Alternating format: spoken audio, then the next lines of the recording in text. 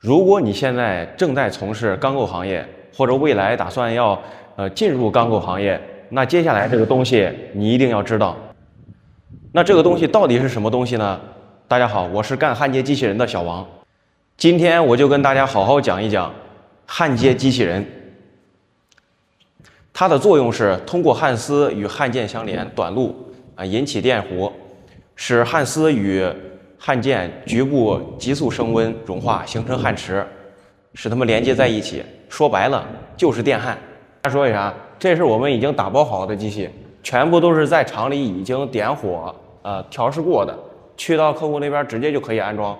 这批货是发到河北的，